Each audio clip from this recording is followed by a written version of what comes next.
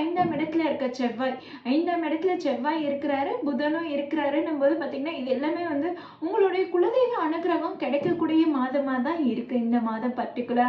ஏன்னா அந்த இடத்துல குரு பார்வையும் விழுது.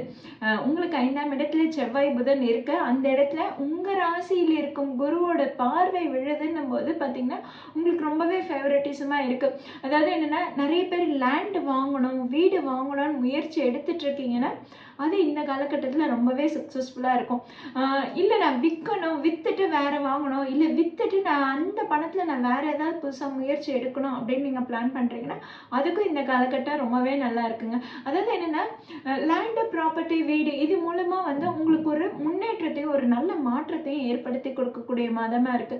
சரிப்பா, எனக்கு லேண்ட் எல்லாம் வாங்குற அளவுக்கு என்னோட பட்ஜெட் இல்ல, நான் வந்து சின்னதா ஏதாவது வண்டி வாங்கலாமான்னு பார்க்குறேன், என்னோட பட்ஜெட் சின்ன பட்ஜெட்டாக இருக்குன்னும் போது அப்போ நான் வண்டி வாங்கலாமான்னு பார்க்குறேன்னீங்கன்னா கண்டிப்பாக இருக்கு. ஏன்னா புதன் உங்களுக்கு ஐந்தாம் இடத்துல இருக்கிறாரு. அதுக்கப்புறம் 12ஆம் தேதியிலேருந்து வக்ரம் அடைஞ்சு உங்களுக்கு 4ஆம் இடத்துல வராரு. அங்கே சுக்கிரனோட சேர்ந்து இருக்கிறாரு.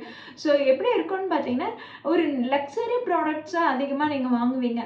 வாங்குற காராக இருந்தாலும் பார்த்தீங்கன்னா அது ரொம்பவே சூப்பராக இருக்கும், ரொம்பவே பெஸ்ட்டாக இருக்கும், ரொம்ப லக்ஸரியாக இருக்கும்.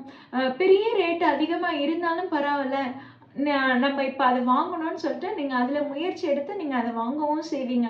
ஸோ வண்டி, வாகனம், லேண்ட், ப்ராப்பர்ட்டி இந்த மாதிரி சொத்து பத்துகள், அசையும் சொத்து, அசையா சொத்துக்கள்லாம் சேரக்கூடிய மாதமா இருக்குது. கண்டிப்பா இந்த மாதத்துல நீங்க முயற்சி எடுக்கும்போது பார்த்தீங்கன்னா, உங்களுக்கு ஒரு கவர்மெண்ட்லேருந்து ஏதாவது ஒரு சப்போர்ட் கிடைக்கணும்னு காத்துட்டு இருந்தீங்கன்னா கூட இந்த காலகட்டம் ரொம்பவே நல்லா இருக்குது.